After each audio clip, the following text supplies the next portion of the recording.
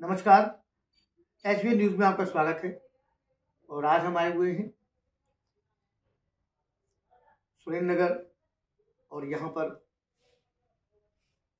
चेतन आश्रम में हमारे बीच जो यहाँ की महंत साध्वी पुनीता चेतन जी मौजूद है। बहुत बहुत स्वागत है आज आपका एसबीएन न्यूज़ में। बहन जी, मैं एक बात जानना चाहूँगा कि बदलते परिवेश में किस तरीके से हमारे संस्कारों का ह्रास हो रहा है। कम उम्र के बच्चों को धर्म की, सनातन धर्म की जानकारी के अभाव में कहीं ना कहीं उनके वो एक ऐसे दलदल में फंसते जा रहे हैं। कुछ घटनाएं भी सामने आपने देखी होगी, क्रिकेट स्टोरी इसकी गवाह है। तो बहन जी, आपका स्वागत है आज की इस चर्चा में। मैं जानना चाहूँगा इन सब चीज़ों की वजह क्या बन रही है। जय श्री कृष्णा, राधे राधे। सर्वे भवन्तु सुखिनः, सर्वे सन्तु निरामया, सर्वे भद्राणि पश्यन्तु, मा कश्चित् दुःखभाग् भवेत्। सनातन धर्म एक ऐसा धर्म है जो पूरे विश्व की कल्याण की कामना करता है। जहाँ पर सत्य है वहीं पर ईश्वर है। ईश्वर का जो रूप है वो सत्य से जोड़ा गया है। वो हमारे सनातन धर्म में विद्यमान है। हमारा सनातन धर्म कभी किसी की आलोचना नहीं करता। हमारा सनातन धर्म किसी धर्म के बारे में गलत शब्द प्रयोग नहीं करता। लेकिन आज का समाज और आज की स्थिति ऐसी हो रही है कि हमारे सनातन धर्म पर सबकी कुदृष्टि पड़ी हुई है। हर कोई अन्य धर्म के लोग हमारे सनातन धर्म को मिटाने का भरपूर प्रयास कर रहे हैं। अब वो चाहे हमारे बच्चों के माध्यम से कर रहे हैं और चाहे हमारे धर्म ग्रंथों को सहारा लेके कर रहे हैं, लेकिन उनका लक्ष्य केवल एक ही है कि कैसे भी सनातन धर्म लुप्त हो। मेरा सभी से निवेदन है, हमारे सनातन धर्म को बचाना ही हमारा सबसे बड़ा धर्म है। क्योंकि पूरा संसार, पूरा विश्व सनातन धर्म से जुड़ा हुआ है। क्योंकि जब इस पृथ्वी की रचना हुई तो उस समय कोई धर्म नहीं था। उस समय केवल एक ईश्वर का साथ और ईश्वर का नाम जो सत्य से जुड़ा हुआ था। यानी कि पूरा संसार सत्य और सनातन से जुड़ा हुआ था। जैसे जैसे जिस जिसके कार्य होते चले गए वैसे वैसे धर्म बनते चले गए, विभाजित होते चले गए। लेकिन एक हिंदू धर्म में सनातन धर्म कोई हिंदू धर्म नहीं है। सनातन तो वो है जो सत्य का आचरण करे, वही सनातन है। नहीं जी, जैसे कि आपने बताया कि सत्य का आचरण करे वही सनातन है जी। और साथ ही साथ आज आप देख रही हैं कि सोशल मीडिया पे जितना जो कम्युनिकेशन गैप हो रहा है। जैसे मैं बताऊं, परिवारों में क्या है कि बच्चे माँ बापों को समय नहीं दे रहे जी, माँ बाप बच्चों को समय नहीं दे रहे जी, सभी के हाथों में मोबाइल फोन है जी, जिसकी वजह से वो उनकी परेशानियां, वो उनके बारे में, उनकी समस्याओं के बारे में आपस में घर में बैठकर कोई डिस्कस नहीं कर पा रहे हैं जी। भाग-दौड़ भरी जिंदगी है, समय लोगों पे कम है। और क्या वजह मान रही, यही कुछ वजह है जो हमारे संस्कारों का ह्रास होता जा रहा है। आज हमारे समाज में संस्कारों की कमियां हमारी ही कमियों के कारण हो रही है। हमारे घर से ही हमारे बच्चों को संस्कार नहीं सिखाए जा रहे हैं। कारण है कि हम अपने बच्चों को समय नहीं दे पा रहे हैं। सबसे बड़ा कारण है ये कि माता पिता अपने बच्चों को समय नहीं दे पा रहे हैं, बच्चों के साथ में समय व्यतीत नहीं कर पा रहे हैं, बच्चों के साथ में गेम्स नहीं खेल पा रहे हैं। क्योंकि पहले के समय में होता था कि बच्चों को माता पिता का बहुत साथ रहता था, बहुत सहयोग रहता था, जिसमें माता पिता अगर गेम भी खेला करते थे जी, तो उसमें माता पिता का बच्चों को एक शिक्षाप्रद संदेश रहता था। लेकिन आज का जो समय है वो टीवी और मोबाइल ने दोनों ने ही बच्चों में संस्कारों की कमियां उत्पन्न करने का संदेश दे रही हैं। क्योंकि आज घर में हम बैठे रहते हैं पूरे परिवार के सभी भाई बंधु माता पिता आपस में, लेकिन आप देखेंगे कोई भी एक जगह नहीं बैठा होगा, सबके हाथ में मोबाइल लगे होंगे, मोबाइल में कोई कुछ देख रहा है कोई कुछ देख रहा है। तो इस मोबाइल ने हमारे संबंधों को बिल्कुल खत्म करने का काम किया है। दूसरा टीवी में जो क्राइम पेट्रोल चल रहा है, सावधान इंडिया चल रही है, और ये जो है कोई बात नहीं, हाँ CID चल रहा है, तो इनको देखने से हम तो सोचते हैं कि हम जागरूक हो रहे हैं, हमारे बच्चे जागरूक हो रहे हैं, हमारे बच्चे सावधान हो रहे हैं, लेकिन हम भूल जाते हैं कि जो क्रिया उसमें दिखाई जा रही है, जो भी जिस प्रकार से जो है हादसा होता है, बच्चे अच्छी बातों को कम कवर करते हैं और गलत बातों को बहुत जल्दी कैचअप करते हैं। तो बच्चे उसी में से उन क्राइमों को करना सीख जाते हैं और धीरे धीरे फिर उसी रास्ते पे वो भी निकलना शुरू हो जाते हैं। इसमें ये रहता है कि हमारे माता पिता उन बच्चों की तरफ कोई भी ध्यान नहीं दे पाते हैं कि हमारे बच्चे क्या देख रहे हैं, क्योंकि माता पिता का ये फर्ज बनता है, पहली गुरु माँ है। अगर माँ के द्वारा बच्चे को शिक्षा मिलती है, ज्ञान मिलता है, तो बच्चे के अंदर संस्कार अपने आप आते चले जाते हैं। लेकिन ये क्रिया बचपन से ही हमारे अंदर आनी चाहिए। लेकिन आज क्या है, बचपन में ही माता पिता अपने बच्चों को समय नहीं दे पा रहे, बच्चे समझ ही नहीं पा रहे हैं कि संबंध क्या होते हैं, रिश्ते क्या होते हैं। जब अच्छे बुरे का उन्हें जरूरत होती है, माता पिता के सहयोग की जरूरत होती है, उस समय माता पिता का उन्हें साथ नहीं मिलता, तो उन्हें ये पता ही नहीं है कि क्या अच्छा है और क्या बुरा है। कहीं ना कहीं आप इसका जिम्मेदार, कहीं ना कहीं इसका जो जिम्मेदारी है वो जो जिम्मेदारी बनती है वो बॉलीवुड की बनती है, कि डायरेक्टर्स की बनती है, कि वो मैंने ये देखा है कि OMG है और PK है, और अभी ओ माय गॉड फिल्म आई थी। तो और फिल्मों में आपने देखा होगा कि जब भी दिखाया जाता है कि ये ठाकुर है तो ये बहुत क्रूर है, और ये ठाकुर ही ये सारे काम करती है। तो आपने कई फिल्मों में भी, हर फिल्म में ये दिखाते हैं कि ये ठाकुर है तो ये गलत है। तो क्या सभी ठाकुर गलत होते हैं? फिल्में जो दिखाई जाती हैं, पहली बात तो वो काल्पनिक कहानियां होती हैं, वो हकीकत नहीं होती। लेकिन जब उसे देखने वाला दर्शक देखता है तो उसे वो हकीकत ही समझता है। तो बॉलीवुड में जो भी दिखाया जाता है, हम देखते हैं फिल्में ज्यादातर आप हमारे सनातन धर्म को जोड़ के उनका अपमान करते हुए, हमारी देवी देवताओं का अपमान करते हुए, और ज्यादातर गलत, यानी कि जिसे कहते हैं कि एक गुंडा राज जैसे होता है, उस तरह से ठाकुरों को उसमें फिल्मों में दर्शाया जाता है। लेकिन कभी किसी भी अन्य धर्म के लोगों को इस गलत काम के लिए उन्हें तैयार नहीं किया जाता, उन्हें वो किरदार नहीं दिया जाता है। वो क्यों नहीं दिया जाता? उसमें भी उनकी बहुत बड़ी एक मानसिकता छिपी हुई है।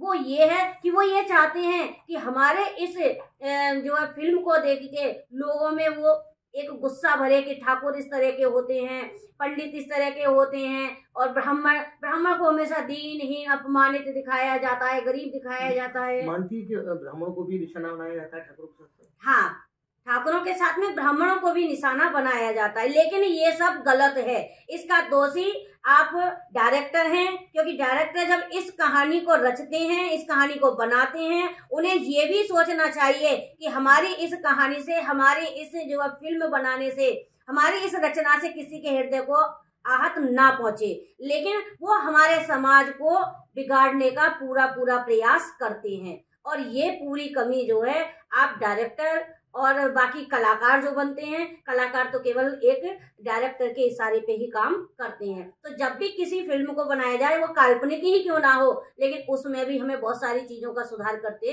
रहना चाहिए, क्योंकि फिल्म का प्रभाव हमारे बच्चों में पड़ता है, और वही चीजें हमारे बच्चे, हमारे बड़े देखते हैं और कहीं ना कहीं उसे वो सच मानने लग जाती है। इसीलिए आप फिल्म को उस तरह से दिखाएं जिसमें समाज में भेदभाव पैदा ना हो। जी, आपने देखा होगा कि कई बार ये बातें आई है, बॉलीवुड से भी ये बातें आई है कि खान फैमिली का विरोध होता है। जी, ये लोग से कहते हैं खान फैमिली का विरोध करते हैं, मतलब सुना जी। अभी ये फिल्म आई थी पठान, और उसके बाद फिर गोलियों की रामलीला जी, और कई फिल्में तो रिलीज हुई हैं। उनमें क्या है कि इनका कहना ये है कि हमारा विरोध होता है। जी, हम खान का विरोध होता है, तो इस पर क्या सोचते हैं? क्या हम खांस का विरोध करते हैं? आपने भी कहा कलाकार कलाकार है, लेकिन वो इशारा तो डायरेक्टर का ही होता है। जी जी जी जी। ना तो हम खान समाज का, समुदाय का विरोध करते हैं और ना ही हम और ही अन्य धर्मों का विरोध करते हैं। हम तो केवल सबको, क्योंकि मैंने पहले ही बोला है, हमारा सनातन धर्म कभी भी किसी के बारे में अपशब्द नहीं बोल सकता है। हमारा सनातन धर्म हमेशा विश्व का कल्याण चाहता है और पूरे विश्व में जितने भी जीव रह रहे हैं, चाहे वो किसी भी धर्म के हों, सबका बराबर कल्याण हो। तो इसीलिए हमारा व्यक्तिगत किसी एक समुदाय से कहना नहीं है और ना ही हम ये चाहते हैं किसी की फिल्म जो है फ्लॉप हो। आदि पुरुष अभी हाल ही में जी जी उसको सेंसर बोर्ड ने पारित किया है। और सेंसर बोर्ड में छोटे मोटे लोग नहीं, बड़े बड़े जावेद अख्तर साहब और कई बड़े नाम जी सेंसर बोर्ड तो उसमें समिति में। तो क्या सेंसर बोर्ड इस तरफ ध्यान नहीं देता है? उसको ध्यान देने देती कि ये धार्मिक ग्रंथ जो है, ये सनातन के जो रामायण हमारा एक अभिन्न हिस्सा है धर्म, भगवान श्री राम से जुड़ा हुआ है। तो कुछ लोगों ने उसके जो पात्रों पर और उसको जिस तरीके से जो दिखाया गया, फिल्माया गया है, ना कोई वेशभूषा है जी, रावण की वेशभूषा थी। कुछ लोगों ने लंका को दिखाया, लंका ऐसे लग रही है कि वो लगती नहीं है कि लंका है। और पात्रों के जो संवाद थे उन पर भी लोगों का ऐतराज हुआ। जी, मैं गलत तो नहीं? जी जी जी, बिल्कुल सही है। हनुमान जी के पात्र का और कई एक पात्र जो थे जी, उन पर लोग ऐतराज हुआ। तो कहीं ना कहीं हमारी जो ये जो हनुमान जी हैं, श्री राम है, हमारे आराध्य हैं। तो क्या लगता है कि ये उनका जो लोग ऐतराज हुआ, लोगों ने कंप्लीट करें, यहाँ तक कि मुकदमा भी करा जी। तो क्यों मुकदमा हुआ? नहीं, मुकदमा होना तो स्वाभाविक है। हमारे धर्म ग्रंथों से छेड़ोगे और वो भी गलत तरीके से छेड़ोगे। जो धर्म, जो ग्रंथ हमारे भगवान श्री राम का है, मर्यादा पुरुषोत्तम राम ने अपने जीवन में कितना संदेश दिया है, कितना सादगी भरा जीवन उन्होंने जिया है। कभी भी, यहाँ तक कि उन्होंने समाज के लिए अपनी पत्नी तक का त्याग कर दिया, इतना सादगी भरा जीवन था। और हनुमान जी जो भगवान के भक्त थे, परम भक्त थे, उनका जो स्वरूप था वो बहुत सरल था। और आज इस आदि पुरुष में जो उनको दर्शाया है, उनके स्वरूप को जो दर्शाया है, वो बिल्कुल भिन्न है, यानी कि बिल्कुल अलग है। जैसे भगवान श्री राम दिखाई देते थे, जैसे उनके जीवन में सादगी थी, जैसे सीता मैया इतनी सरल और सीधी सादगी भरी दिखाई दी थी, इसमें उसका बिल्कुल भिन्न रूप दिखाई दिया है। मेरा निवेदन है कि आदि आप बनाइए, आप हमारे धर्मों पे फिल्म बनाइए मत। हम ये नहीं कह रहे कि नहीं बनाइए, लेकिन हमारे धर्मों को गलत तरीके से समाज में दिखाने का प्रयास मत कीजिए। पात्रों को जो भी आप संवाद जो आप दिखा रहे हैं, संवाद, तो उनमें कहीं ना कहीं गंभीरता होनी चाहिए और ये देखकर ही होना चाहिए कि हमारा जो शास्त्र है वो क्या कहता है। नहीं, हमारा शास्त्र जो कह रहा है, आप उसके अनुसार पात्रों को चुनिए और पात्रों से वही कार्य कराइए जो हमारे शास्त्र से संबंधित है, हमारी रामायण से संबंधित है। रामायण में जो पात्र हैं, जो उनमें सादगी भरी है, जो उनमें भोलापन है और जो बिल्कुल जिसमें भक्ति दिखाई देती है, आप उसी तरीके से पात्रों का चयन कीजिए और उसी तरह से आप उसको समाज में लेके आइए। फिर आप देखिए कि आपकी किसी भी फिल्म का विरोध नहीं होगा। लेकिन अगर आप हमारे पात्रों से और हमारे धर्म ग्रंथों से गलत तरीके से उसका समाज में जो है दिखाएंगे, तो उसका तो विरोध निश्चित होना ही होना है। और एक दिन वो होगा कि वो आपकी कोई भी फिल्म होगी, वो फिर उसको भी देखना नहीं चाहेंगे, पूर्ण रूप से आपका बहिष्कार वो करेंगे ही करेंगे। कि आप जैसा कि मैं देखता हूँ कि आप भागवत भी करती हैं जी, और साथ ही साथ आश्रम में कई सौ कन्याओं का विवाह कराते। कितनी कन्याओं का आपने चेतन आश्रम से अब तक विवाह कराया? चेतन आश्रम से अब तक लगभग 245 कन्याओं का विवाह हो चुका है। जो बहुत गरीब परिवार होते हैं, दोनों ही परिवार गरीब होते हैं, उनका विवाह चेतन आश्रम के माध्यम से किया जाता है। जिसमें कि जो भी खर्चा होता है कन्या को आशीर्वाद रूप में जो भी दिया जाता है वो सब चेतन आश्रम वहन करता है। तो मैं तो चाहती हूँ कि समाज में ये कार्य सभी को करना चाहिए और कर भी रहे हैं सभी, क्योंकि गरीबों का सबसे, भगवान ने भी कहा है कि जो गरीबों की सहायता करे, जिन जरूरतमंदों की सहायता करे, वो मेरी पूजा है और मेरी ही सेवा है। मैं जी जहाँ तक मैं जानता हूँ कि हमारे जो सनातन धर्म में दो ही दान महत्वपूर्ण बताए हैं। एक तो पहला अन्नदान और दूसरा जो महादान की श्रेणी में आता है वो कन्यादान आता है। तो कन्यादान के लिए आप क्या कहना चाहेंगे? कन्यादान महादान है, क्योंकि कन्या एक घर को नहीं दो दो घर को रोशन करती है, दोनों घर को संभालती है, एक मायके को और एक अपनी ससुराल को। लेकिन इस कन्यादान को कन्यादान तक ही यदि हम रहने देते हैं तो ये कन्यादान महादान है।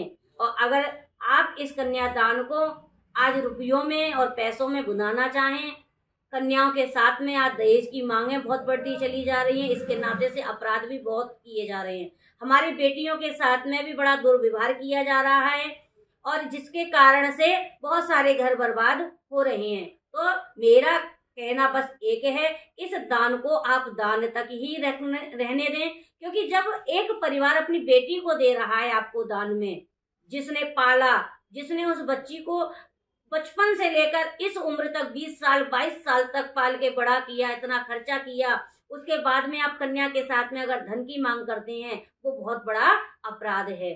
तो इसीलिए कन्या देकर वो आपके परिवार को चला रहे हैं, आपके वंश को बढ़ाने के लिए कन्यादान आपको दे रहे हैं, तो इससे बड़ा और क्या वो दे सकते हैं।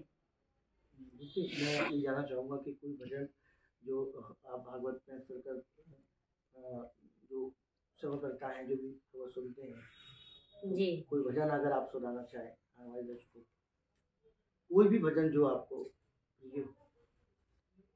मेरा आपकी कृपा से सब काम हो रहा है, मेरा आपकी कृपा से सब काम हो रहा है, करते हो तुम कन्हैया मेरा नाम हो रहा है, करते हो तुम कन्हैया मेरा नाम हो रहा है, मेरा आपकी कृपा से सब काम हो रहा है।